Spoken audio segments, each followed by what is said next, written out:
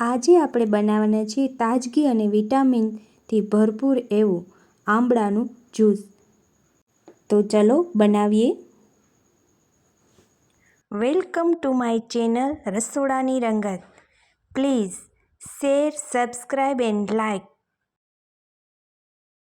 જય શ્રી કૃષ્ણ, જય માતાજી મિત્રો। આજે આપણે બનાવવાના છે શિયાળામાં સ્પેશિયલ તાજગી અને સ્વાસ્થ્ય માટે ભરપૂર એવા તાજા આંબળાનું જ્યુસ।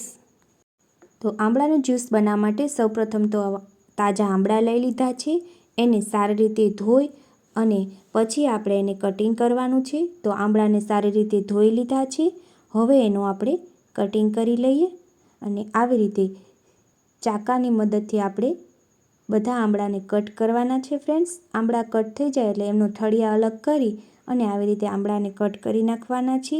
અને આ જે જ્યુસ બનાવીએ ત્યારે તુરંત જ તાજું હોય ત્યારે જ પીવાનું અને આ જ્યુસના તો ફાયદા ઘણા બધા છે। આ આંબળાના જ્યુસને સવારે ખાલી પેટ પીવામાંથી સ્વાસ્થ્ય માટે ખૂબ જ ફાયદાકારક છે।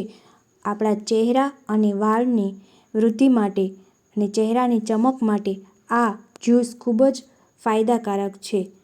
તો હવે આપણે બધા આંબળાનો આવી રીતે કટ કરી અને બી અલગ એના ઠળિયા નીકાળી દઈએ ફ્રેન્ડ્સ।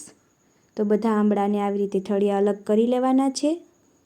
આ આંબળાનું જ્યુસ રોગપ્રતિકારક શક્તિમાં વધારો કરે છે, સ્વાસ્થ્ય માટે ખૂબ જ ફાયદાકારક છે અને આપણા ચહેરાની ચમકમાં વધારો કરે છે, આંખોની રોશનીને વધારે છે। એટલે કે દરેક રીતે આ આંબળાનું જ્યુસ ફાયદાકારક છે। તો ફ્રેન્ડ્સ, આવા આંબળાના જ્યુસને રોજ ચલો પીવાનું ખૂબ જ સારું છે। તો હવે એના માટે આગળ આપણે આંબળા કટ કરી લીધા છે, એને મિક્સર જારમાં લઈ લઈએ। બધા આંબળાને મિક્સર જારમાં એડ કરી પછી તેમાં આપણે 2 થી 3 લીમડાના પાન એડ કરીશું, એ પણ સ્વાસ્થ્ય માટે ખૂબ જ સારા છે। લીંબુ થોડું એવું જ હું એડ કરું છું કારણ કે આંબળા તો ખાટા જ હોય છે। અને હવે આપણે ફોદીનો એડ કરી દેવાનો છે અને એ ઉપરાંત તમે આમાં સંચળ પાવડર પણ એડ કરી શકો છો અથવા તો નમક પણ એડ કરી શકો છો। તો હવે આપણે એમાં થોડો ગોળ એડ કરી દીધો છે। જો તમે ગોળ એડ કરતા હોય તો અને નમક એડ કર્યું છે અને સંચળના બદલે મેં નમક એડ કર્યું છે।